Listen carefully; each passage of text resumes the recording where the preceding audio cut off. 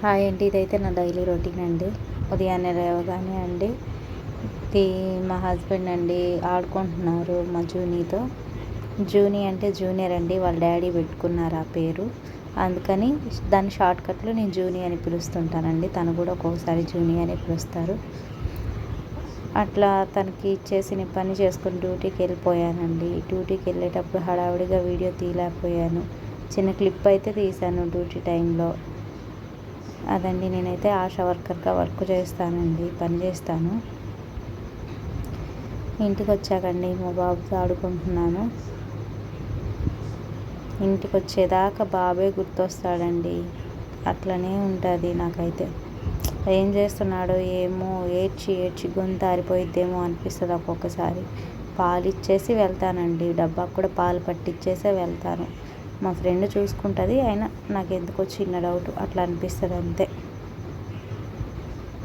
పిల్లలు ఉంటే అట్లనే ఉంటుంది కదండి. అంటే ఏమైనా తినే పిల్లలు అయితే అనుకోవచ్చు, చిన్న పిల్లలు కదా, అట్లనే ఉంటుంది. పాలు మాత్రమే తాగాలి 6 months దాకా. ఇప్పుడైతే 3వ నెల పడింది అంతేనండి. ఇంకా 6వ నెల వచ్చిందంటే నాకు ఏ బాధ ఉండదు, ఏదైనా తినేయొచ్చు కాబట్టి.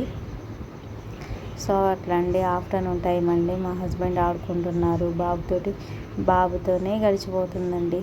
ఇంటికి వచ్చానంటే ఏ పని చేయాలనిపించట్లా, వాడిని చూసుకుంటూ సరిపోతుంది.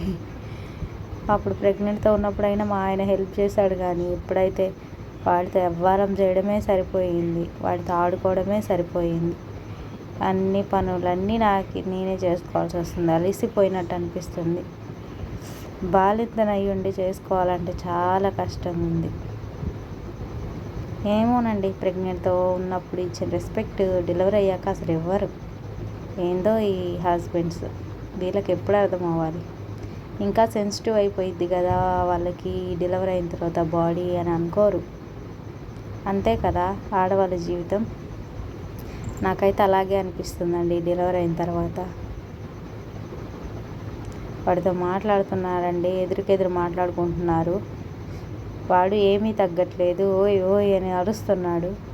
ఆ వీడియో కూడా సెండ్ చేశానండి, యూట్యూబ్లో పెట్టాను, ఒకసారి చూడండి. చాలా కామెడీగా ఉందండి. నాకైతే భలే నవ్వొచ్చింది. వాళ్ళిద్దరు మాట్లాడుకుంటుంటే ఓయ్ అంటుంటే ఓయ్ అంటున్నాడండి మా అబ్బాయి అయితే.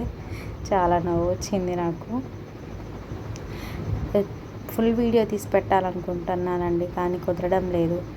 నేను ఫుల్ వీడియో పెట్టడానికి ట్రై చేస్తాను. అసలు వ్లాగ్ పెట్టాలంటేనే అసలు ఏమేమి పెట్టాలి, అసలు కంటెంట్ ఏంటి అని కూడా అర్థం కావట్లేదు. ఏదో అలా చేస్తున్నాను. బయట వర్షం పడుతుందండి, వాతావరణం చల్లగా ఉంది. ఎవరికైనా వాతావరణం చల్లగా ఉన్నప్పుడు స్పైసీగా తినాలనిపిస్తుంది. నాకేంటో స్వీట్గా గులాబ్ జామ్ తినాలనిపించింది. అందుకే గులాబ్ జామ్ చేసుకున్నానండి. షాప్లో అమ్మేటట్టు రౌండ్గా చేస్తే ఏం బాగుంటుందని ఇట్లా ఎగ్ షేప్లో చేసుకున్నానండి గులాబ్ జామ్.